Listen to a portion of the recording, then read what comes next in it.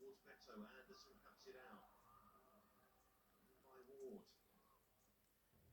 Comfortable at the moment, Crystal Palace. Sean Dyche, without a win in 47 Premier League games when his teams have conceded first. Set ball. Johnston claims. And in the end, his own man needs something better than that. Far too strong, that ball from Pickford.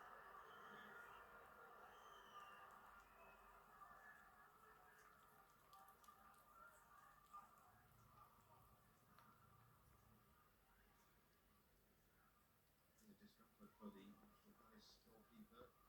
He recently returned from injury. But at the moment, Jordan Ayew with that goal, his third goal.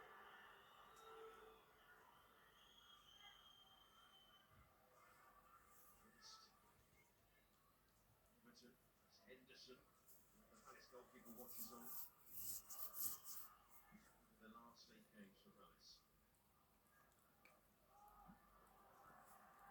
Tete with Tarkowski.